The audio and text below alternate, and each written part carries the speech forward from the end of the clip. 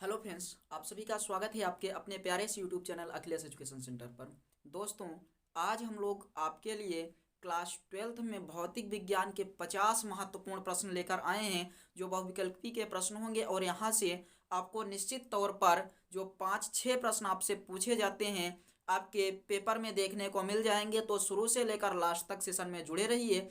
आप सबको जितने भी प्रश्न हैं यहाँ पर ये सब बगल में शो होया करेंगे और आप लोग आंसर करते रहिए। आंसर करके बताते रहिए कि इसमें कौन कौन सा ऑप्शन सही हो रहा है। और अगर आप लोग नहीं आंसर कर पाते हैं तो कोई दिक्कत नहीं है, आंसर हम बताएंगे, आप लोग तैयार करिए इसको। इन 50 प्रश्नों को आप लोग अगर तैयार कर लेते हैं तो ये समझिए कि आपका जो बहुविकल्पी का प्रश्न आने वाला है यहाँ एक भी नंबर नहीं कटेंगे और किसी भी तरीके से आपका एक भी नंबर यहाँ पर नहीं कटेगा। कुछ ऐसे प्रश्न होंगे जिनकी व्याख्या अनिवार्य होगी तो हम व्याख्या करेंगे, और जो प्रश्न में व्याख्या अनिवार्य नहीं होगी, जिसको बोलकर समझाया जा सकेगा, या जो फैक्चुअल चीज़ें होंगी जिसे आप लोगों को याद ही करना पड़ेगा, तो उस पर हम लोग ज़्यादा समय नहीं व्यतीत करेंगे। बस आप लोगों को समझाते हुए चलेंगे कितने प्रकार के कौन कौन से प्रश्न आपकी परीक्षा में आ रहे हैं। तो सेशन में जुड़ जाइए सभी लोग और सेशन को एक बार लाइक और शेयर कर दीजिए। हम लोग स्टार्ट करते हैं सेशन की। देखिए, आप लोगों को जो पहला प्रश्न है वो यहाँ पर बगल में शो हो रहा है। पहला प्रश्न आपको दिया है, वैद्युतशीलता का एसआई मात्रक है। देखिए, वैद्युतशीलता का एसआई मात्रक है। आपके पास जो ऑप्शन है उस ऑप्शन के अकॉर्डिंग देखा जाए तो पहला वाला आपको पहला ऑप्शन क्या दिया है, पहला है कूलाम स्क्वायर प्रति newton metre square. Option number second जो आपको दिया है वो कह रहा है न्यूटन मीटर स्क्वायर प्रति कूलाम स्क्वायर। तीसरा जो ऑप्शन है, तीसरा ऑप्शन आपको दिया है न्यूटन प्रति कूलाम। और जो चौथा ऑप्शन है वो चौथा ऑप्शन है न्यूटन प्रति वोल्ट प्रति मीटर स्क्वायर। जल्दी से आप लोग कमेंट करके बताइए, आपके पास 5 सेकंड का समय है। क्वेश्चन देखते ही आंसर तुरंत आपके आ जाने चाहिए। तो यहाँ पर अगर आप ध्यान से देखें तो आपसे क्या पूछा गया है कि वैद्युतशीलता का एसआई मात्रक, वैद्युतशीलता का एसआई मात्रक, तो एप्सिलॉन नॉट का एसआई मात्रक क्या होगा, आपको पता है कि इसका मात्रक क्या होगा।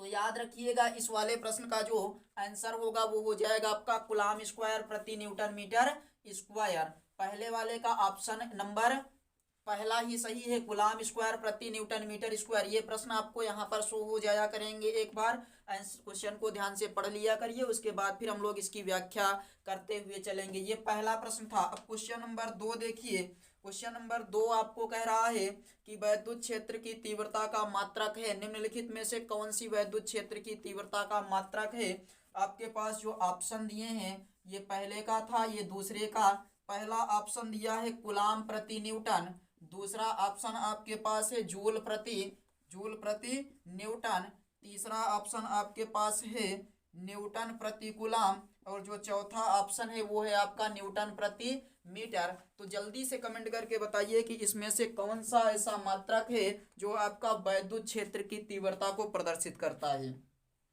साधारण है, फार्मूला आपको पता है, ई बराबर क्या होता है, एफ अपान क्यू नॉट। तो ई का एफ का मात्रक क्या होता है न्यूटन, और क्यू का मात्रक कूलाम। क्या मैच कर रहा है, ये ऑप्शन नंबर 3 आपका मैच कर रहा है। तो यहाँ से ये वाला आपका क्या हो जाएगा, सही हो जाएगा। बताइए, 2 प्रश्न समझ में आ गए, इसमें कोई समस्या बताइए। तीसरा वाला चलिए हम लोग देखते हैं। तीसरा वाला आपसे प्रश्न में क्या कह रहा है। तीसरे प्रश्न में कह रहा है कौन सा वैद्युत क्षेत्र का मात्रक नहीं है। निम्नलिखित में से कौन सा वैद्युत क्षेत्र का मात्रक नहीं है। तो तीसरा वाला प्रश्न आप लोग ध्यान से पढ़िए। उसके बाद उनके ऑप्शंस दिए गए हैं क्रमशः। नंबर 1 ऑप्शन है न्यूटन प्रति कूलाम, दूसरा ऑप्शन दिया है आपका वोल्ट प्रति मीटर, तीसरा ऑप्शन आपके पास है जूल प्रति कूलाम,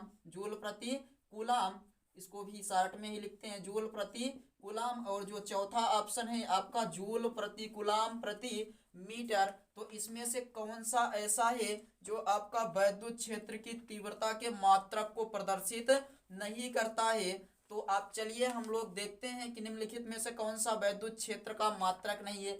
फार्मूला तो हमारे पास था ई बराबर एफ अपान क्यू, यानी न्यूटन प्रति कूलाम। कहीं ऑप्शन में दिख रहा है न्यूटन प्रति कूलाम। तो पहला वाला तो आपका क्या होगा, मात्रक हो जाएगा, यानी पहला वाला नहीं सही है।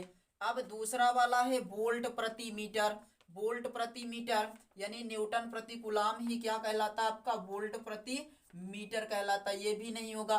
और ये वाला ऑप्शन देखेंगे, ये भी नहीं होगा। आपका जो ऑप्शन सही है वो क्या हो जाएगा फिर, जूल प्रति कूलाम, क्योंकि जो जूल होता है वो कार्य का मात्रक है। यहाँ पर कार्य की कहीं पर कोई चर्चा नहीं की गई है, इसलिए तीसरे वाले का जो आपका प्रश्न नंबर 3 का ऑप्शन नंबर 3 क्या होगा, सही होगा। जल्दी से टिक कर लीजिए। उसके बाद फिर हम लोग चौथे प्रश्न पर चलते हैं। सभी लोग स्क्रीनशॉट लेते रहिए। आज महत्वपूर्ण 50 प्रश्नों पर चर्चा करेंगे और यहाँ से आपके प्रश्न देखिएगा बोर्ड एग्जाम में जरूर देखने को मिल जाएंगे। अगला प्रश्न देखते हैं। आज का चौथा प्रश्न आपको दिया है, वैद्युत क्षेत्र ई वेक्टर में पी वेक्टर आघूर्ण वाले द्विध्रुव पर लगने वाला बल आघूर्ण है। वैद्युत क्षेत्र में ई वेक्टर, वैद्युत क्षेत्र ई वेक्टर में पी वेक्टर आघूर्ण वाले वैद्युत द्विध्रुव पर लगने वाला बल आघूर्ण है। ऑप्शन नंबर 1 आपके पास है P vector dot E vector. Option number दूसरा आपके पास है P vector cross E vector. Option number तीसरा आपके पास है शून्य। ऑप्शन नंबर तीसरा आपके पास है शून्य। और जो ऑप्शन नंबर 4 है वो आपका है E vector cross P vector. जल्दी से कमेंट करके बताइए, ये बहुत बेसिक सा प्रश्न है। आपके पास जो दिया गया है कि ई वेक्टर वाले वैद्युत क्षेत्र में पी वेक्टर आघूर्ण वाले द्विध्रुव पर बल आघूर्ण कितना लगता है, तो आपने यहाँ पर पढ़ा होगा कि जो बल आघूर्ण होगा वो लगेगा P vector cross E vector. रट डालिए, कुछ भी करिए, बस तैयार रखिए, क्योंकि परीक्षा में क्या करना है, अच्छे अंक हासिल करने हैं तो आपको मेहनत करनी पड़ेगी। ये प्रश्न नंबर 4 हो गया। बताइए इन चारों में अगर कहीं पर कोई समस्या हो तो हम लोग बताएं, नहीं तो आगे बढ़ते हैं। अगला देखिए, इसके बाद जो प्रश्न दिए गए हैं उन वाले प्रश्नों पर हम लोग चर्चा करते हैं। कुछ प्रश्न देखते हैं। ये 4 प्रश्न आपके क्लियर हैं, बहुत इंपॉर्टेंट प्रश्न थे, चारों प्रश्न महत्वपूर्ण थे। अगला देखिए, आगे क्वेश्चन आपका दिया है कि E बराबर 0, E बराबर 0 तीव्रता वाले वैद्युत क्षेत्र में विभव V का दूरी के साथ जो परिवर्तन होता है, E बराबर 0 वाले क्या कह रहा है, विभव V का, वैद्युत क्षेत्र में विभव V का दूरी r के साथ परिवर्तन क्या होता है। ऑप्शन है आपके पास V प्रोपोर्शनल 1/r, ये बिंदु आवेश के कारण होता है, क्यों अपान r। दूसरा वाला देखिए ऑप्शन दिया है आपका V प्रोपोर्शनल r। तीसरा वाला आपके पास ऑप्शन नंबर 3 में है V प्रोपोर्शनल 1/r²। तो V प्रोपोर्शनल 1/r² किसके लिए होता है, तो यहाँ पर जो आप पढ़ते हैं वैद्युत द्विध्रुव के कारण उनके यहाँ पर उसके लिए आता है। और चौथा दिया है V r पर निर्भर नहीं करता, तो V r पर निर्भर नहीं करता। अगर E बराबर 0 है तो वैद्युत क्षेत्र का जो आपका वैद्युत क्षेत्र की तीव्रता है वो आपकी E बराबर 0 तीव्रता वाले वैद्युत क्षेत्र में जो विभव का दूरी के साथ परिवर्तन होगा वो आप यहाँ पर याद रखिएगा, ना तो ये होगा, ना तो ये होगा, और ना ही ये होगा। ये वाला ऑप्शन V और R पर निर्भर नहीं करता है। ये चीज ध्यान रखिएगा कि अगर E बराबर 0 है तो V का R के साथ परिवर्तन V और R पर डिपेंड ही नहीं करेगा, यानी कि निर्भर ही नहीं करेगा। ये 5 प्रश्न हो गए। आगे बढ़ें, प्रश्न नंबर 6 देखिए। प्रश्न नंबर 6 कह रहा है कि वायु में रखे दो धनावेशों के मध्य, वायु में रखे दो धनावेशों के मध्य परावैद्युत पदार्थ रख देने पर इनके बीच का जो प्रतिकर्षण बल होगा वो बताइए बढ़ेगा या घटेगा। आप क्या बताएंगे कि वायु में रखे दो धनावेश के मध्य परावैद्युत पदार्थ रख देने पर प्रेरण के कारण इनके विपरीत फलकों पर विपरीत आवेश आ जाता है। इसके कारण क्या होगी कि जो वैद्युत क्षेत्र की तीव्रता होती है ये रखने पर इनके बीच प्रतिकर्षण बल क्या होगा, तो तीव्रता और प्रतिकर्षण बल अगर आपसे पूछा है तो ऑप्शन देखिए। पहले नंबर 1 दिया है बढ़ जाएगा, क्या होगा, बढ़ जाएगा। और दूसरा ऑप्शन दिया है, दूसरे में बोला है घट जाएगा, घट जाएगा। परावैद्युत पदार्थ रखेंगे तब की बात कर रहा है। तीसरा ऑप्शन आपके पास है वही रहेगा और जो चौथा ऑप्शन है वही रहेगा और जो चौथा ऑप्शन है वो कह रहा है कि शून्य हो जाएगा। तो ध्यान देने योग्य बात है कि जो अगर हम लोग कोई भी परावैद्युत पदार्थ रखते हैं तो यहाँ पर जो वैद्युत प्रतिकर्षण बल लगेगा उसका मान घट जाएगा। क्या बताएंगे कि वैद्युत प्रतिकर्षण बल का मान क्या होगा, घट जाएगा। क्लियर है। इसके बाद हम लोग अतलघुत्री की भी सीरीज लाएंगे और दीर्घ की भी सीरीज लाएंगे। तो आप लोग शुरू से सेशन में जुड़ा करिए, अच्छे से पढ़ाई करिए। अब आप सबके पास थोड़ा सा भी समय नहीं है। अगला प्रश्न हम लोग देखते हैं, प्रश्न नंबर 7वां। ये आपके कितने हो गए, 6 प्रश्न हो गए।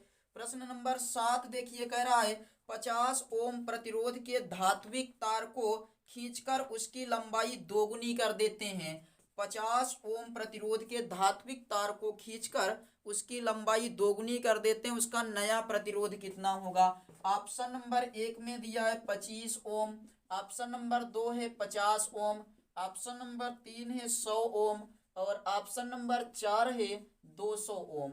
तो यहाँ एक फार्मूला आप याद रखिएगा कि जो प्रतिरोध अगर हम लोग तार की लंबाई खींचकर बढ़ाएं तो जो नया प्रतिरोध होता है वो आपका होता है एन स्क्वायर आर के पदों में, जहां एन है कितना गुना खींच रहे हैं तो कितने गुना, 2 गुना। तो 2 का स्क्वायर गुणे प्रारंभिक प्रतिरोध 50, तो 2 दूनी 4 गुणे 50 और 50 चौको 200 ओम हो जाएगा इसका आंसर। ऑप्शन नंबर कौन सा, ऑप्शन नंबर 4 आपका करेक्ट हो जाएगा। क्लियर है कि अगर हम लोग प्रतिरोध को n गुना खींचें, तार को n गुना खींचकर क्या करें, प्रतिरोध ज्ञात करें, तो याद रखिएगा कि जो दूसरा वाला प्रतिरोध आपका प्राप्त होगा आर डैश, वो प्रारंभिक प्रतिरोध का एन स्क्वायर गुना होता है। ये आपका फार्मूला है, ये आपका क्या है, फार्मूला है। तो इसकी सहायता से इस वाले को हम लोग निकाल लेंगे। चलिए क्लियर हो गया ये वाला प्रश्न। आपसे कोई भी पूछे 4 गुना कर दें, 8 गुना, 32 गुना, 1000 गुना कर दें, कितना हो जाएगा बता लेंगे। चलिए आगे देखते हैं अगला प्रश्न। अगला प्रश्न आपको दिया है कि एक बैटरी जिसका विद्युत वाहक बल 5 वोल्ट है, एक बैटरी है जिसका उनमें दिया है कि विद्युत वाहक बल 5 वोल्ट है और आंतरिक प्रतिरोध 2 ओम है।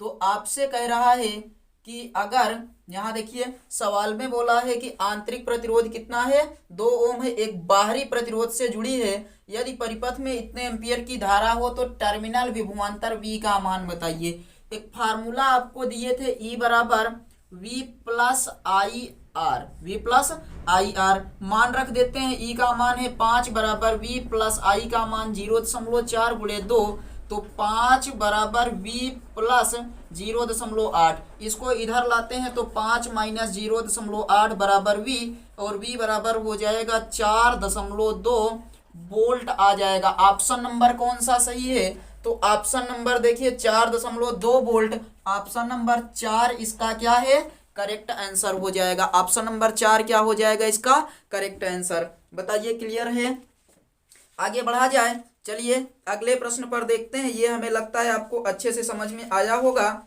अगले प्रश्न पर देखते हैं। आप लोग जितने भी लोग जुड़े हैं, अगर आप लोगों का तैयार है तो आप लोग तुरंत आंसर कमेंट बॉक्स में कमेंट करते रहिए। अगला प्रश्न, चलिए अगला प्रश्न आपको शो हो रहा है। देखिए प्रश्न दिया है कि 1/√μ0 एप्सिलॉन नॉट का मान कितना होता है। 1/√ε0 और μ0 का मान कितना होता है। ऑप्शन है आपके पास, हाँ इसका मात्रक पूछा है तो न्यूटन प्रति कूलम। ऑप्शन नंबर 2 आपके पास मीटर प्रति सेकंड। ऑप्शन नंबर 3 आपके पास, ऑप्शन नंबर 3 है वेबर प्रति मीटर स्क्वायर, वेबर प्रति मीटर स्क्वायर, W लिखते हैं यहाँ, वेबर प्रति मीटर स्क्वायर। और चौथा पॉइंट जो आपका है फैरड। बताइए जल्दी से, आपसे कहा कि 1/√μ0 एप्सिलॉन नॉट का मात्रक, तो ये क्या होता है, C के बराबर होता है। C यानी प्रकाश की चाल, तो प्रकाश की चाल का मात्रक क्या होता है, तो प्रकाश की चाल का मात्रक सबको पता है क्या होता है, मीटर प्रति सेकंड। तो यहाँ पर कौन सा ऑप्शन सही होगा, ऑप्शन नंबर 2 मीटर प्रति सेकंड आपका करेक्ट हो जाएगा। जितने भी लोग सेशन में जुड़े हैं वीडियो को एक बार शेयर कर दीजिए। और अगर आप लोग क्लास 12th में हैं तो आप सबकी ऑफलाइन क्लास स्टार्ट है। आप लोग ज्वाइन कर सकते हैं सुबह 8 बजे से 10 बजे तक। चलिए हम लोग इसको आगे बढ़ते हैं, अगला प्रश्न देखते हैं। ये समझ में आ गया होगा हमें लगता है। अब आगे बढ़ते हैं, अगला प्रश्न देखिए आपको क्या कह रहा है। आपके स्क्रीन पर शो हो रहा है, दिया है आपके पास कि म्यू नॉट एप्सिलॉन नॉट की घात -1/2 का मान आपसे पूछा। इसका मान क्या होगा? ऑप्शन आपके पास है, पहला 3 × 10⁸ सेंटीमीटर प्रति सेकेंड। ऑप्शन नंबर 2 आपके पास है 3 × 10⁻10 सेंटीमीटर प्रति सेकेंड। अगला देखिए जो आपके पास अगला ऑप्शन है, ऑप्शन नंबर 3, वो है आपका 3 × 10⁻9 10⁻9 और सेंटीमीटर प्रति सेकेंड। और ऑप्शन नंबर जो 4 है आपके पास वो 3 × 10⁸ किलोमीटर प्रति सेकंड। जल्दी से कमेंट करके बताइए म्यू नॉट एप्सिलॉन नॉट की घात -1/2 का मान क्या होगा। कमेंट करिए फटाफट, जल्दी से देखते हैं कितने लोगों का आंसर आता है, सही होता है कितने लोगों का। तो आपको अभी अभी बताया गया ये क्या थी, प्रकाश की चाल। और प्रकाश की चाल कितना होती है, तो 3 × 10⁸ मीटर प्रति सेकेंड। लेकिन यहाँ आपके पास 3 × 10⁸ तो दिया है, यहाँ ध्यान दीजिएगा किलोमीटर है, ये आपका सही नहीं होगा। यहाँ 3 × 10⁸ है लेकिन सेंटीमीटर है, तो ये भी सही नहीं होगा। जितने लोग ये ऑप्शन सोच रहे थे तुरंत ये आपका गलत हो जाएगा। ये पकड़ में आ रहा है, देखिए अगर इसको बदलेंगे सेंटीमीटर में तो ये हो जाएगा 3 × 10⁸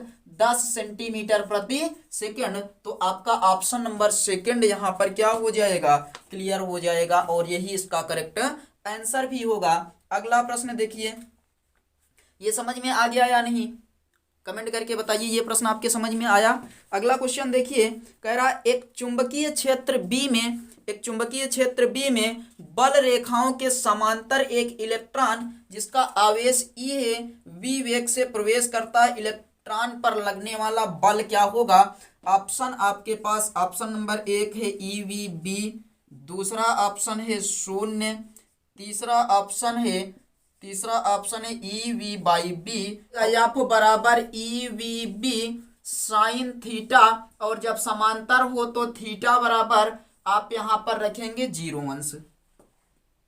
तो इस प्रकार जो F बराबर आ जाएगा वो हो जाएगा 0 न्यूटन। तो यहाँ कौन सा ऑप्शन करेक्ट होगा, जल्दी से कमेंट करके बता दीजिए। तो ऑप्शन नंबर 2 इसका करेक्ट आंसर हो जाएगा, नोट कर लीजिए। उसके बाद फिर हम लोग चलते हैं अगले प्रश्न पर, देखते हैं आज का अगला प्रश्न। और कमेंट करके बताइए ये टॉपिक समझ में आ रहे हैं या नहीं, कमेंट करते रहिए आप लोग। अगर आंसर पता है तो आंसर भी कमेंट करते रहिए, जितना आंसर कमेंट करेंगे आप लोग उतना ज़्यादा आपकी प्रैक्टिस होगी। अगला प्रश्न देखिए, कह रहा है किसी समान चुंबकीय क्षेत्र में एक इलेक्ट्रॉन क्षेत्र के लंबवत दिशा में प्रवेश करता है, इसका पथ होगा। तो कह रहा एक समान चुंबकीय क्षेत्र में इलेक्ट्रॉन क्षेत्र के लंबवत प्रवेश करता है तो इसका पथ कैसा होगा। तो ऑप्शन दिया है परवलयाकार, ऑप्शन नंबर 1 परवलयाकार, ऑप्शन नंबर 2 दीर्घवृत्ताकार, ऑप्शन नंबर 2 दीर्घवृत्ताकार, ऑप्शन नंबर 3 वृत्ताकार, और ऑप्शन नंबर 4 है सरल रैखिक या सरल रेखीय, जिसे हम लोग नाम देते हैं। कैसे प्रवेश कर रहा है, इलेक्ट्रॉन चुंबकीय क्षेत्र के लंबवत प्रवेश करता है, तो जो पथ होगा वो आपका हो जाएगा वृत्ताकार पथ पर गति करेगा अगर चुंबकीय क्षेत्र के लंबवत प्रवेश करता है तो। अगला प्रश्न देखिए, अगले में कह रहा है, ध्यान देते रहिएगा, अगले में कह रहा है यदि किसी ए क्षेत्रफल वाले, अगले प्रश्न में क्या कह रहा है, ए क्षेत्रफल वाले, और आगे फिर कह रहा है कुंडली में आई एम्पियर की धारा बह रही है। धारा कितने एम्पियर की बह रही है, आई एम्पियर की धारा बह रही है, और फेरों की संख्या कितने हैं, यन है, फेरों की संख्या कितनी है, यन। तब कुंडली का चुंबकीय आघूर्ण यम बराबर कितना होगा। ऑप्शन आपके पास है NIA, ऑप्शन नंबर 2 NI/A। जल्दी से कमेंट करिए। ऑप्शन नंबर 3 NI/√A, और ऑप्शन नंबर 4 N²AI। जल्दी से कमेंट करिए। तो आप याद रखिएगा कि यदि किसी ए क्षेत्रफल वाले चालक में आई एम्पियर की धारा बह रही और उसमें n फेरे हो तो चुंबकीय आघूर्ण m बराबर n i a होता है। चुंबकीय आघूर्ण कितना होगा? m बराबर n i a हो जाएगा। नोट कर लीजिए, ये प्रश्न भी आपको हमें लगता है समझ में आया होगा। और ये गतिमान आवेश और चुंबकीय क्षेत्र का प्रश्न था कि चुंबकीय क्षेत्र में अगर आई एम्पियर की धारा प्रवाहित हो ए क्षेत्रफल वाले चालक में और उस चालक में जो फेरे हैं उन फेरों की संख्या n हो तो चुंबकीय आघूर्ण m बराबर n i a हो जाता है। अगले प्रश्न पर चलते हैं। टोटल 50 प्रश्न हैं आपके पास। जितना ज्यादा आप लोग आंसर कर पाएंगे सबसे लास्ट में कमेंट करके बताइएगा कि आपने कितने प्रश्नों के उत्तर सही दिए हैं। अगला प्रश्न देखिए, कह रहा किसी स्थान पर चुंबकीय पृथ्वी के देखिए क्वेश्चन आपको जो दिया है वो कह रहा है किसी स्थान पर पृथ्वी के चुंबकीय क्षेत्र के क्षैतिज तथा ऊर्ध्वाधर घटक बराबर हैं। यानी कि जो आपके हॉरिजॉन्टल घटक होंगे और वर्टिकल घटक ये क्या होंगे? चुंबकीय क्षेत्र के बराबर हैं। तो उस स्थान पर नति कोण का मान क्या होगा? ऑप्शन आपके पास है 0 अंश, दूसरा ऑप्शन 45 अंश, तीसरा ऑप्शन 60 अंश और जो चौथा ऑप्शन है वो है 90 अंश। तो कह रहा है पृथ्वी के क्षैतिज और ऊर्ध्वाधर घटक बराबर हैं। तो आपसे बोला कि बताइए कि नति कोण का मान कितना होगा। तो नति कोण थीटा निकालना है। tan थीटा बराबर फार्मूला होता है b बाई एच। तो यहाँ पर जो आपका b नहीं बल्कि v होगा। v का मतलब होता है वर्टिकल और घटक हॉरिजॉन्टल घटक। तो tan थीटा बराबर v का मान कितना दिया है? यहाँ पर देखिए बराबर हैं। तो आपके बराबर कहने का मतलब है चूंकि v बराबर भी क्या हो जाएगा? एच या फिर एच बराबर v। तो एक के स्थान पर रख देते हैं एच बट्टे एच, ये कट कर कितना आएगा? 1। तो tan थीटा बराबर 1 और ये होता है tan थीटा बराबर tan 45 अंश। tan से tan एडजस्ट, थीटा बराबर 45 अंश। तो पृथ्वी के जिस बिंदु पर क्षैतिज घटक और ऊर्ध्व घटक बराबर होंगे वहां पर नति कोण का मान कितना होगा? 45 अंश हो जाएगा। जहां पर क्षैतिज एवं ऊर्ध्व घटक बराबर होंगे वहां पर पृथ्वी के उस बिंदु पर नति कोण का मान कितना होगा? 45 अंश। लगा लीजिए, जल्दी से नोट कर लीजिए और कमेंट करके बताते रहिए। ये वाला मिटाकर अगला प्रश्न अब देखिए। अगले वाले क्वेश्चन में आपको कह रहा है अनुनाद की स्थिति में एलसी परिपथ की आवृत्ति। तो अनुनाद की एलसी परिपथ की आवृत्ति जब अनुनाद की स्थिति में पूछे तो वहां पर याद रखिएगा कि एलसी परिपथ की जब प्रतिबाधा 0 हो तो उस समय जो आवृत्ति प्राप्त होती है उसे हम लोग बोलते हैं अनुनादी आवृत्ति। ऑप्शन आपके पास देखिए है 2 पाई और अंडर रूट एल सी। दूसरा ऑप्शन आपके पास है 1/2 pi under root L C. तीसरा ऑप्शन आपके पास है 1/2 पाई अंडर रूट 1/एल सी। और जो चौथा ऑप्शन है आपके पास वो है 2 पाई अंडर रूट 1/CLC। इस प्रकार से है 2 पाई 1/ पूरे पर रूट एल सी। ये 2 पाई 1/2 पाई 1/√2 पाई एल सी। और यहाँ पर फिर आप लोग जल्दी से कमेंट करके बताइए। यहाँ एक चीज याद रखिएगा कि एल सी परिपथ में जब प्रतिबाधा आपकी कितनी हो जाए 0 तो उस समय जो आवृत्ति प्राप्त होती है 1/2 पाई अंडर रूट 1/LC। या इसी चीज को इस प्रकार से लिखते हैं। ये ऑप्शन नंबर कौन सा है? ये आपके में ये दिया है, यहाँ पर रूट लगा है तो इस प्रकार से कर लीजिए। Option number C is the correct option of this question. तो समझ में आ गया कि जब एलसी परिपथ में आवृत्ति का फार्मूला पूछेगा तो ये, और उस समय जो प्रतिबाधा होगी वो कितनी होगी 0। तो जो आवृत्ति प्राप्त होगी उस आवृत्ति को हम लोग बोलेंगे कि एफ बराबर 1/2 पाई अंडर रूट 1/√LC और इसको बोलते हैं अनुनादी आवृत्ति। क्लियर है? आगे चलिए बढ़ते हैं। अगले प्रश्न पर हम लोग चलते हैं और अगला प्रश्न यहाँ नोट करते हैं। दूसरा देखिए आपको दिया है, प्रश्न दिया है कि एक प्रत्यावर्ती धारा परिपथ में 8 ओम का प्रतिरोध तथा 6 ओम का प्रतिघात का प्रेरकत्व श्रेणी क्रम में है। 8 ओम का प्रतिरोध है और 6 ओम का क्या है? तो प्रेरकत्व लगा है और श्रेणी क्रम में है। 6 ओम का प्रेरकत्व श्रेणी क्रम में लगा है। और आपसे क्या पूछ रहा है? देखिए तो क्वेश्चन में आपसे पूछ रहा है बताइए परिपथ की प्रतिबाधा क्या होगी। आंसर में आपके पास ऑप्शन है पहला कि 2 ओम, ऑप्शन नंबर 2 10 ओम, ऑप्शन नंबर 3 आपके पास है 14 ओम और ऑप्शन नंबर 4 आपके पास जो दिया है वो है 14√2 ओम। तो बताइए एलसी परिपथ की प्रतिबाधा का सूत्र कितने लोगों को पता है? निकालेंगे एलसी परिपथ की प्रतिबाधा जेड बराबर √r² प्लस XC²। तो ये वाला होता है XC, यही वाला जो मान दिया गया है आपका ये है XC। इसी को रख देते हैं, दोनों में रखेंगे तो मान कितना आ जाएगा? देखिए ये तो हो जाएगा 8 × 64 प्लस 6 × 36 यानी कि 100, जिसे हम लोग कहते हैं 10 ओम। कौन सा ऑप्शन सही होगा?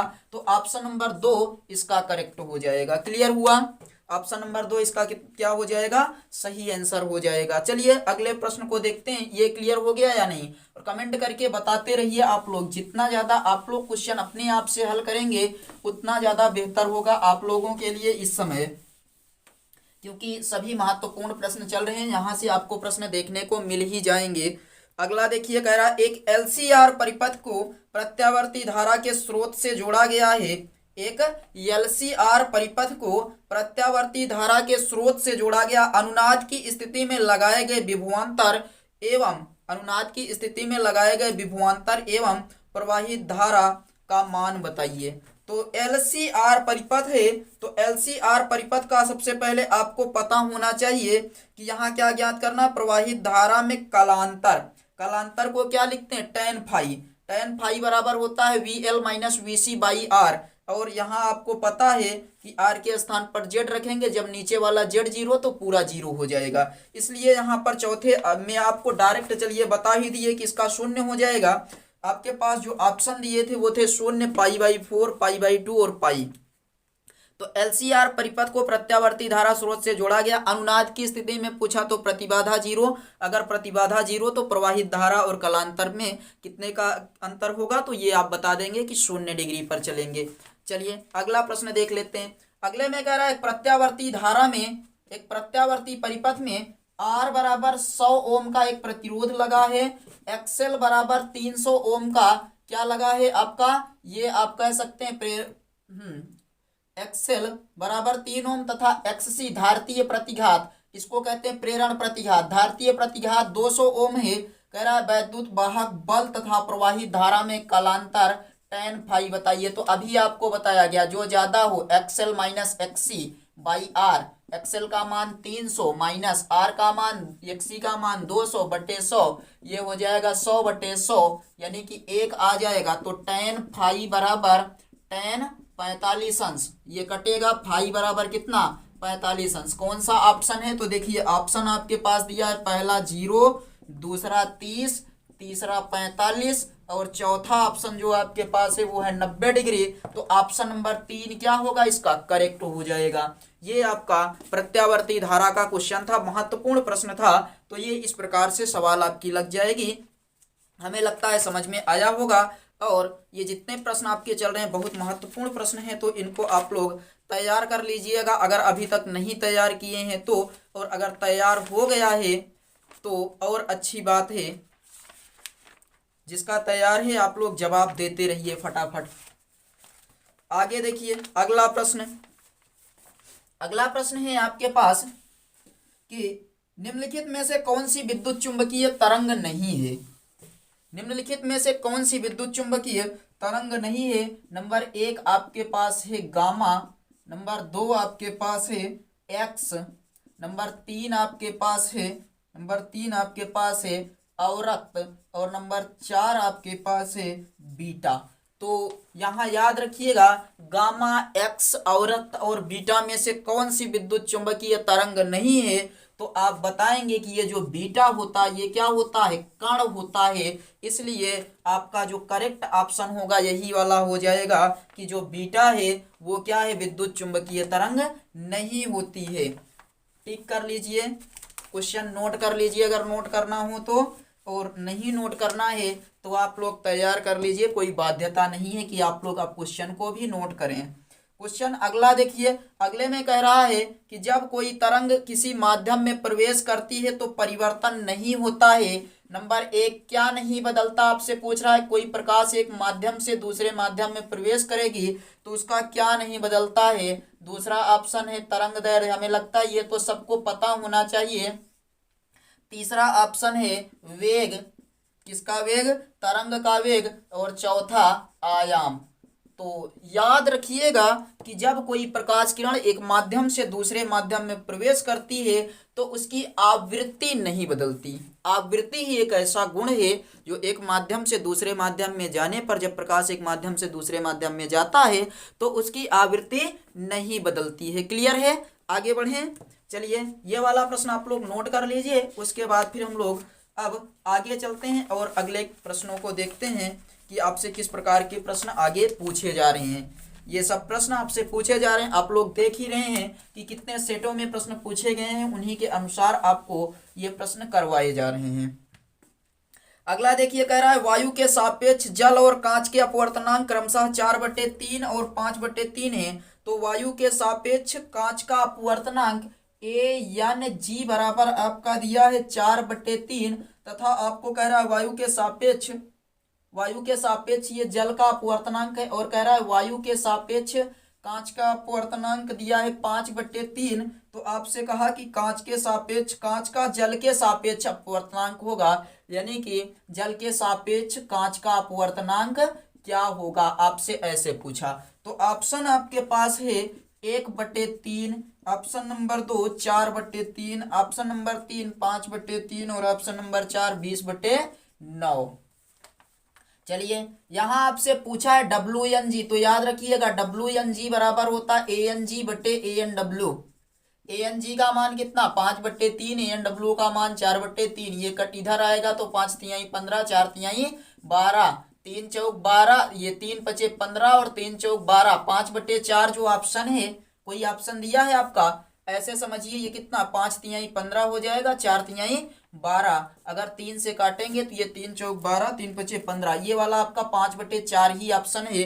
तो जो ऑप्शन आपका 3 नंबर दिया है ये क्या हो जाएगा, करेक्ट ऑप्शन हो जाएगा। बताइए क्लियर है या नहीं, ये प्रश्न समझ में आ गया। आगे बढ़ा जाए। चलिए अगला क्वेश्चन देखते हैं। ये वाला ऐसे लगाएंगे, आप लोग नोट कर लीजिए, सब कुछ आप लोग पढ़े होंगे, बस आपको रिवीजन करवाना है।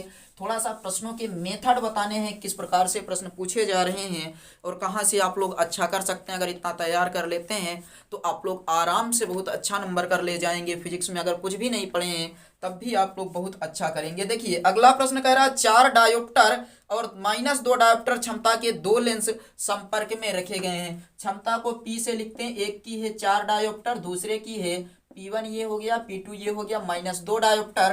तो आपसे कह रहा है एक संयुक्त लेंस की फोकस दूरी बताइए, संयुक्त लेंस की फोकस दूरी। ऑप्शन आपके पास है number 1 50 centimetre, number 2 -50 centimetre, number 3 25 centimetre, number 4 -25 centimetre. चलिए संयुक्त लेंस की फोकस दूरी ज्ञात करना। सबसे पहले संयुक्त लेंस की क्षमता P बराबर P1 प्लस P2। P1 का मान कितना है 4 है, प्लस ये वाला है -2 डायोप्टर, तो 4 - 2 यानी कि संयुक्त लेंस की क्षमता कितनी आ गई, P बराबर 2 डायोप्टर हो गई। अब यहाँ ध्यान दीजिए, P बराबर फार्मूला होता है P बराबर जो क्षमता होती है लेंस की क्षमता P बराबर 1/f अगर ये चीज मीटर में हो। इसी चीज को हम कहते हैं P बराबर 100/f अगर ये चीज आपकी सेंटीमीटर में हो। ऑप्शंस किस में दिए गए हैं, सेंटीमीटर में। तो हम लोग कौन सा फार्मूला रखने वाले हैं, सेंटीमीटर वाला। तो P के स्थान पर 2 बराबर 100/f, ये इधर आ जाएगा, f बराबर 100/2, ये कट जाएगा तो यहाँ पर कितना 50 सेंटीमीटर, प्लस में आया है 50 सेंटीमीटर, इसका मतलब पहला वाला ऑप्शन करेक्ट हो जाएगा और 50 सेंटीमीटर इसका क्या होगा, उत्तर होगा। ये प्रश्न भी आपसे पूछा जाता है, देखिए 13, 16, 17 में पूछा गया ये प्रश्न है और इम्पॉर्टेंट था, तो ये वाला भी आप लोग कर लीजिएगा। आगे बढ़ा जाए। चलिए आगे देखते हैं। इसके बाद जो प्रश्न आपसे पूछे गए हैं ये चीज आप लोग नोट करना हो तो नोट कर सकते हैं, और नहीं नोट करना है तो आप लोग जवाब देते रहिए, इतना ही काफी है कि आप लोग बस तेजी से जवाब देते रहिए। जितना तेजी से आप लोग बता सकते हैं उतना तेजी से प्रश्नों के जवाब देते रहिएगा। अगला प्रश्न देखिए। अब हम लोग आ जाते हैं तरंग प्रकाशिकी के कुछ प्रश्न देखते हैं। तरंग प्रकाशिकी के जो महत्वपूर्ण प्रश्न हैं वो इस प्रकार से हैं। देखिए आपको प्रश्न शो हो रहा है। प्रश्न कह रहा है यदि व्यतिकरण करने वाली दो तरंगों की तीव्रताओं का अनुपात, व्यतिकरण करने वाली दो तरंगों की तीव्रताओं का अनुपात 16:9 है, 16:9 है, तो व्यतिकरण प्रारूप में महत्तम एवं न्यूनतम तीव्रताओं का अनुपात बताइए। व्यतिकरण करने वाली दो तरंगों की तीव्रताओं का अनुपात 16:9 है, तो व्यतिकरण प्रारूप में महत्तम एवं न्यूनतम तीव्रताओं का अनुपात बताइए। चलिए हम लोग यहाँ पर लिखते हैं फार्मूला। ये वाला आपको दिया है, ऑप्शन आपके पास है 4:3, option number 2 49:1, option number 3 25:7, option number 4 256:81।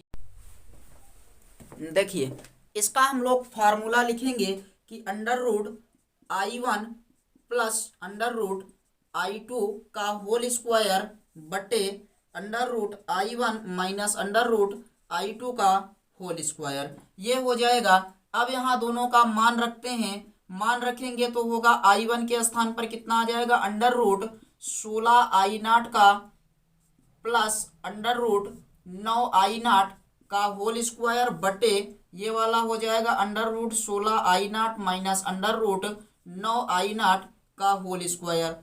आगे देखिए इसके बाद यहाँ पर a प्लस बी का होल स्क्वायर लगाएंगे तो ये हो जाएगा 16I0 रूट में है, इसका स्क्वायर a स्क्वायर हो गया प्लस b स्क्वायर यानी कि √9I0 का whole square plus 2 into a का मान √16I0 इंटू b का मान √9I0 बटे यहाँ पर √16I0 का होल स्क्वायर प्लस √9I0 का whole square minus 2 into √16I0 into √9I0।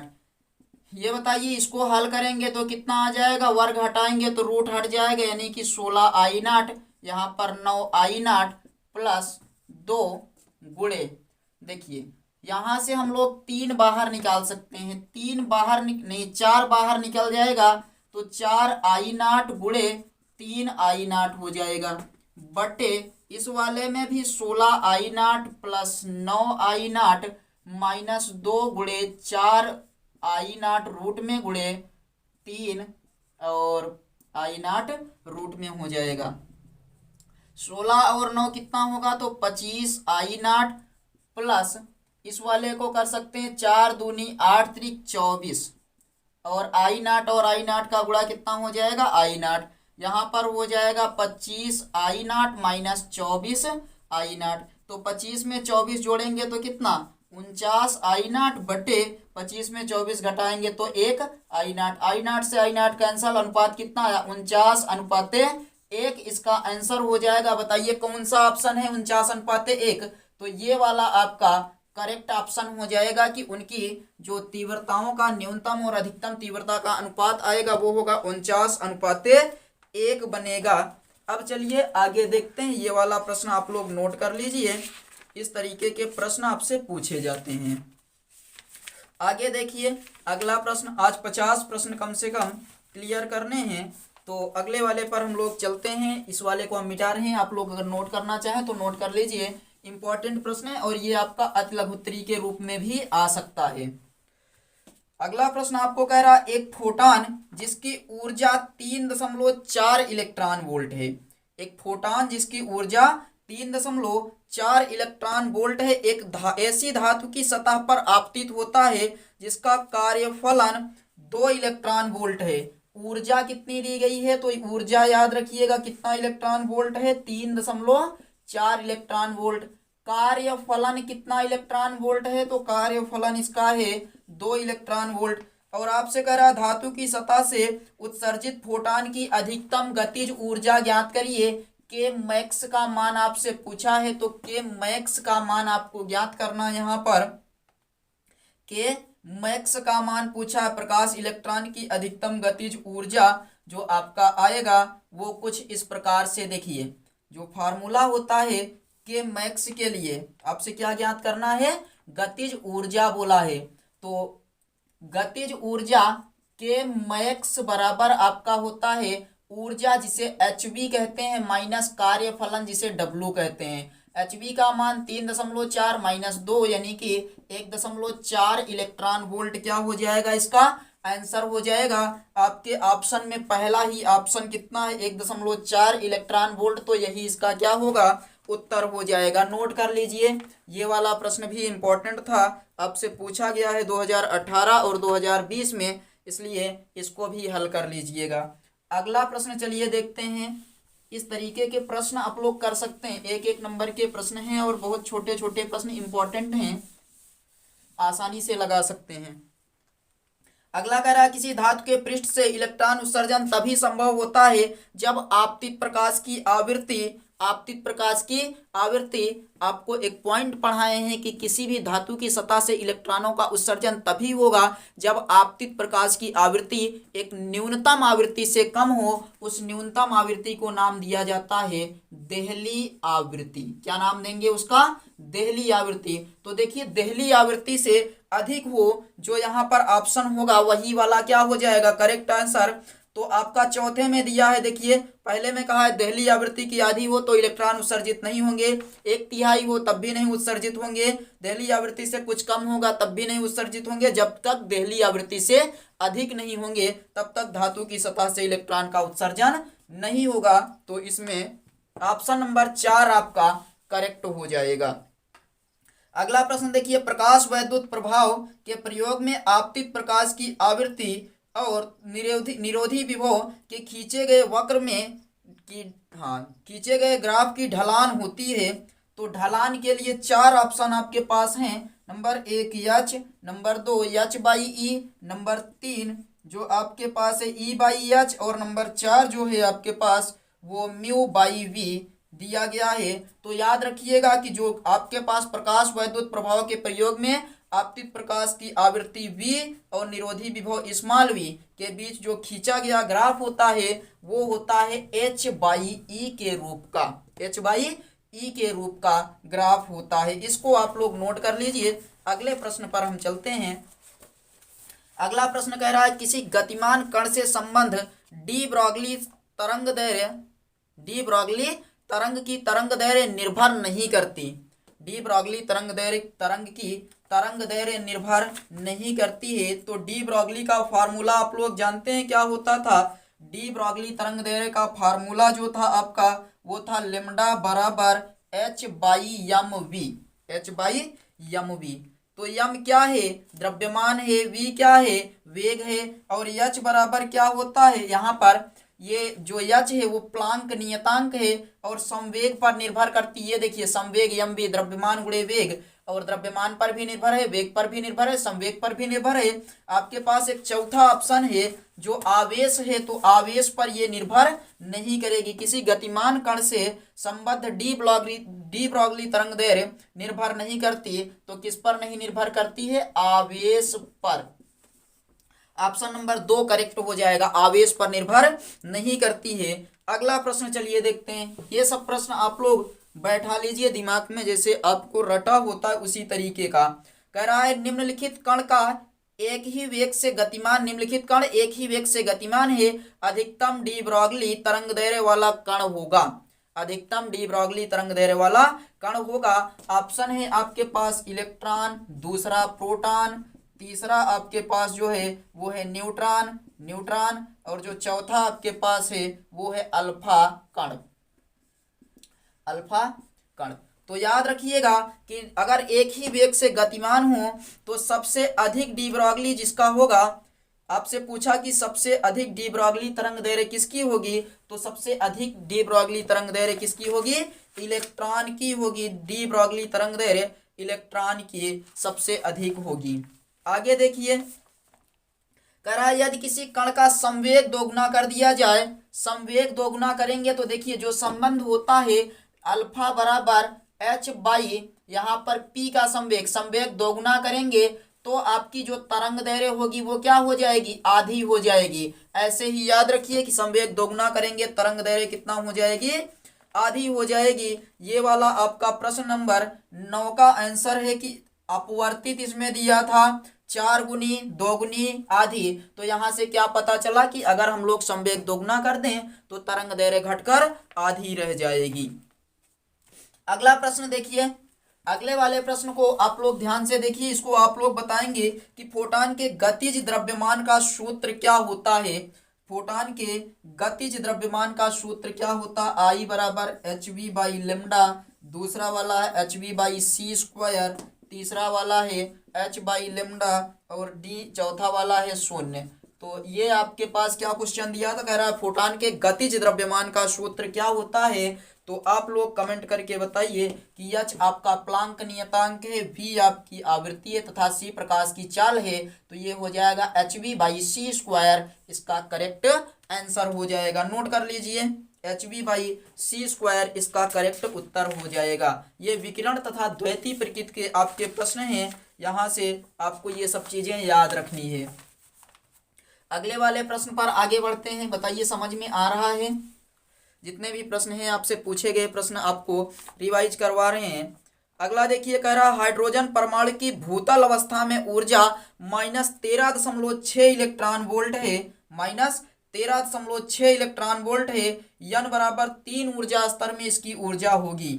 यन बराबर 3 ऊर्जा स्तर में इसकी ऊर्जा कितनी होगी, बताइए। स्थायी कक्षा में इलेक्ट्रॉन की गतिज ऊर्जा En बराबर फार्मूला होता है Z square by N square. अस्थायी अवस्था में कितनी ऊर्जा दी गई है, 13.6 दिया गया है और n बराबर 3 में आपसे कह रहा है कि इस स्तर में इसकी ऊर्जा होगी। n बराबर 3 स्तर में इसकी ऊर्जा होगी। ऑप्शन आपके पास है, पहला ऑप्शन है -1.51 इलेक्ट्रॉन वोल्ट, ऑप्शन नंबर 2 है -3.20 इलेक्ट्रॉन वोल्ट, तीसरा है आपके पास -0.51 इलेक्ट्रॉन वोल्ट और जो चौथा आपके पास है वो है 40.80 इलेक्ट्रॉन वोल्ट आपके पास है। तो -13.6 गुणे 3 करेंगे कितना आएगा, 3 छंग 18, 3 छंग 18, 3 त्रिक 9, 1 10, 3 एकम 3 1 4। ये वाला आपका ऐसे नहीं बनाइएगा, ध्यान दीजिएगा कि ये वाला इस प्रकार से नहीं बनेगा। यहाँ पर जो आपके यन बराबर आएगा फार्मूला आपको लगाना पड़ेगा कि ई यनवें स्तर के लिए है बराबर ये proportional Z square by N square. N square क्या है, तो वो कक्षक है जिसमें आपको ऊर्जा ज्ञात करनी है। जैसे ई एन बराबर कितना दिया है आपके पास, तो ई एन बराबर आपको यहाँ पर दिया है कि आद्य अवस्था में ऊर्जा -13.6 इलेक्ट्रॉन वोल्ट है और तीसरे कक्षक में आपसे ऊर्जा पूछा है तो -13.6 दिया है और तीसरे में पूछा है तो वर्ग करेंगे कितना हो जाएगा, 9 हो जाएगा। वर्ग करेंगे 9, 9 एकम 9, 4 बच गया 46 हुआ, दशमलव लगाएंगे 46 तो 9 बचे 45 और उसके बाद फिर ये आपका कितना बचेगा, 1 10 हो गया तो 9 एकम 9, माइनस लगा है तो माइनस। तो यहाँ से बताइएगा कि En बराबर आपका -13.6 बटे 9, क्योंकि 3 त्रिक 9 और काटेंगे तो -1.51 और ये वाला आपका आंसर करेक्ट हो जाएगा। पहला वाला आंसर क्या होगा इसका करेक्ट हो जाएगा। इस चीज को नोट कर लीजिएगा। आगे बढ़ते हैं हम लोग, अगले प्रश्न को देखते हैं कि हाइड्रोजन परमाणु की आयनन ऊर्जा का मान कितना होता है। ये तो आप लोग रटे होंगे, जल्दी से बताइए हाइड्रोजन परमाणु की आयनन ऊर्जा का मान कितना होता है। पहला option 13.6 electron volt, -13.6 electron volt, तीसरा वाला है आपका 13.6 जूल, 13.6 जूल और चौथा ऑप्शन है शून्य। जल्दी से कमेंट करके बताइए, ये तो आपका रटा होगा कि हाइड्रोजन परमाणु की जो आयनन ऊर्जा होती है उसका मान कितना होता है, 13.6 जूल होता है। हाइड्रोजन परमाणु की आयनन ऊर्जा का मान 13.6 जूल होता है। ये आप लोग रटे होंगे और ये इंपॉर्टेंट प्रश्न है, तो इसको भी आप लोग क्या करिएगा कि तैयार करके रखिएगा। और अब हम लोग आगे चलते हैं, आगे देखते हैं। आपके लगभग 40 प्रश्न हो चुके हैं, 10 प्रश्न और देख लेते हैं तो उसके बाद फिर सेशन को समाप्त करेंगे। 50 प्रश्नों की सीरीज ये है आपकी। आगे प्रश्न दिया गया है, एक एएमयू के तुल्य ऊर्जा है, एक एएमयू के तुल्य ऊर्जा है। इसमें आपके पास 4 option, number 1 190 million electron volt, 190 million electron volt, दूसरा 139 मिलियन इलेक्ट्रॉन वोल्ट, तीसरा है 913 million electron volt, million volt अकेले है, वोल्ट, मिलियन इलेक्ट्रॉन वोल्ट। और जो चौथा आपके पास है वो है 931 मिलियन इलेक्ट्रॉन वोल्ट। ये भी रटने वाला टॉपिक है आपका। बाकी विस्तार से अगर पढ़ना है तो आपको चैप्टर पढ़ना पड़ेगा, और उसके बाद फिर जब हल करेंगे तब आपको पता चलेगा कि इसमें जो आयनन ऊर्जा, ये आपके तुल्य एक mu के बराबर जो तुल्य ऊर्जा होती है उसका जो मान होता है आपका वो होता है 931 मिलियन इलेक्ट्रॉन वोल्ट। एक AMU बराबर 931 मिलियन इलेक्ट्रॉन वोल्ट, ये वाला करेक्ट ऑप्शन हो जाएगा। 931 मिलियन इलेक्ट्रॉन वोल्ट करेक्ट हो जाएगा, नोट कर लीजिए। फिर अगले प्रश्न को हम लोग देखते हैं। अगला प्रश्न आपसे पूछा है, अगले प्रश्न पर ध्यान दीजिए। अगला वाला आपसे पूछा है कि बताइए दी गई अभिक्रिया नाभिकीय अभिक्रिया में यक्स प्रदर्शित करता है। नाभिकीय अभिक्रिया दी गई है एक C6C11 और उसके बाद फिर है 5B11 प्लस 1 बीटा और उसके बाद 0 प्लस यक्स। तो यक्स में आप याद रखिएगा कि यहाँ पर हमें क्या मिलने वाला है, न्यूट्रिनो मिलने वाला है, जिसे हम लोग N0 कह सकते हैं। तो न्यूट्रॉन नहीं, न्यूट्रिनो होगा, न्यूट्रिनो। नंबर 1 इसमें ऑप्शन है इलेक्ट्रॉन, नंबर 2 आपके पास है न्यूट्रॉन, नंबर 3 आपके पास है न्यूट्रिनो। तो यहाँ न्यूट्रिनो प्राप्त होगा और चौथा जो है आपका वो प्रोटॉन है। तो याद रखिएगा कि इस अभिक्रिया में जो हमें प्राप्त हो रहा है वो क्या है, न्यूट्रिनो है। अब हम लोग सबसे आखिरी टॉपिक पर अर्धचालक संधि डायोड के प्रश्न देख लेते हैं और उसके बाद फिर हम लोग सेशन को समाप्त करेंगे। ये आप रट लीजिएगा, याद कर लीजिएगा या फिर समझ लीजिए, किसी भी तरीके से आपको याद करके रखना है। अगले प्रश्न पर चलिए। अगला कह रहा अर्धचालक में वैद्युत चालन होता है। अर्धचालक में वैद्युत चालन होता है ऑप्शन नंबर 1 कोटरों के द्वारा, नंबर 1 कोटरों से, नंबर 2 इलेक्ट्रॉनों से, ऑप्शन नंबर 3 कोटर तथा इलेक्ट्रॉन दोनों से, कोटर तथा इलेक्ट्रॉन दोनों से, और उसके बाद चौथे में कह रहा ना कोटर से और ना इलेक्ट्रॉन से, ना कोटर और ना इलेक्ट्रॉन से। तो बताइए किससे वैद्युत का चालन होता है। तो अर्धचालक जो होते हैं वो कोटर और इलेक्ट्रॉन दोनों के द्वारा विद्युत का चालन का कार्य संपन्न कराते हैं। कोटर, अर्धचालक में वैद्युत का चालन कोटर और मुक्त इलेक्ट्रॉन दोनों के द्वारा संभव होता है। अगला प्रश्न देखिए, कह रहा है पी प्रकार का अर्धचालक बनाने के लिए शुद्ध जर्मेनियम में मिलाया जाने वाला अपद्रव्य होता है option number 1 phosphorus, option number 1 phosphorus, option number 2 antimony, option number 2 antimony, option number 3 aluminium और ऑप्शन नंबर 4 आर्सेनिक। किसमें आपसे पूछा है तो कह रहा है पी प्रकार के अर्धचालक में तो हम लोग कोई भी 3 संयोजकता वाला परमाणु मिलाएंगे। 3 संयोजकता वाला यहाँ पर परमाणु कौन सा है, तो 3 संयोजकता वाला परमाणु है एल्यूमिनियम। तो यहाँ पर इसका जो आंसर हो जाएगा वो आपका एल्यूमिनियम हो जाएगा। अगले पर चलते हैं। अगला वाला प्रश्न कह रहा है पी प्रकार पी टाइप अर्धचालक प्राप्त करने के लिए जर्मेनियम में थोड़ा सा अपद्रव्य मिलाया जाता है, अपद्रव्य की संयोजकता कितनी होती है। तो ये चीज आपको याद रखना। अगले वाले में कह रहा है कि पी टाइप अर्धचालक, पी टाइप चालक प्राप्त करने के लिए जर्मेनियम में जो अपद्रव्य मिलाया जाता है सिलिकॉन अथवा जर्मेनियम, देखिए जर्मेनियम एल्यूमिनियम, आपको कह रहा है कि सिलिकॉन और जर्मेनियम में जो अपद्रव्य मिलाया जाता है तो पी टाइप प्राप्त करेंगे। तो यहाँ देखिए इससे क्या पता चलता है संयोजकता कितनी होनी चाहिए, 3। ऑप्शन में आपके दिया है 1, दूसरे ऑप्शन में दिया है 2, तीसरे ऑप्शन में दिया है 3, चौथे ऑप्शन में दिया है 5। तो अगर हम लोग जर्मेनियम में मिला रहे हैं कोई अपद्रव्य तो उसकी संयोजकता कितनी होनी चाहिए, 3, अगर हमें पी टाइप का अर्धचालक प्राप्त करना है तो। आज का आखिरी प्रश्न, ये 49 प्रश्न संपूर्ण हो गए आपके। आज का आखिरी प्रश्न यानी कि 20वां प्रश्न अब हम लोग देखते हैं कि 20वां प्रश्न 50वां प्रश्न आपसे क्या कह रहा है। 50वें प्रश्न में आपको बोला है पीएन संधि डायोड के अवक्षय परत में क्या होते हैं।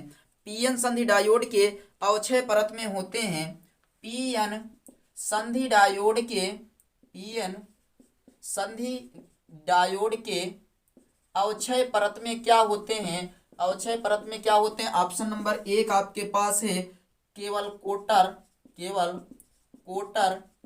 नंबर 2 केवल इलेक्ट्रॉन, केवल इलेक्ट्रॉन। नंबर 3 इलेक्ट्रॉन और कोटर दोनों, इलेक्ट्रॉन प्लस कोटर। और नंबर 4 ना इलेक्ट्रॉन, ना इलेक्ट्रॉन ना कोटर। बताइए पीएन संधि डायोड के अवक्षय परत में क्या होते हैं? तो इलेक्ट्रॉन और कोटर सहसंयोजित होकर सहसंयोजी बंध बना लेते हैं, वहां पर संयोजित होकर सहसंयोजी बंध बना लेते हैं। इसलिए ना केवल कोटर रहेगा, ना केवल इलेक्ट्रॉन, ना कोटर और इलेक्ट्रॉन दोनों, कोई भी वहां नहीं रहेगा, वहां सहसंयोजी बंध होता है। तो ऑप्शन नंबर 4 इसका करेक्ट हो जाएगा। एक प्रश्न आप लोगों के लिए, आप लोग कमेंट करके बताइए। ये 50 प्रश्न आपके कंप्लीट हो गए। ये कितने? 50 क्वेश्चंस आज कंप्लीट हो गए हैं और यहाँ से आपके प्रश्न पूछे जाएंगे। अगले वाले में आपको जब प्रश्न बताएंगे तो वो अति लघुत्तरीय प्रश्न होंगे, जिसमें आपको लगभग 50 प्रश्न हल करवाए जाएंगे। चलिए आप बताइए पीएन संधि डायोड में बहुसंख्यक आवेशवाहक क्या होता है? कमेंट करके बताइए पीएन संधि डायोड में बहुसंख्यक आवेशवाहक क्या होता है। और बाकी अब आप लोग इसको कमेंट करके बताते रहिए। हम मिलेंगे अगले वीडियो में, तो वहाँ पर हम लोग देखेंगे कि अतिलघुत्तरीय प्रश्न आपसे किस प्रकार के, कौन कौन से प्रश्न पूछे गए हैं और उनका उत्तर किस प्रकार से हमें देना है। चलिए मिलते हैं अगले वीडियो में, तब तक सब लोग अच्छे से तैयारी करते रहिए। जय हिंद।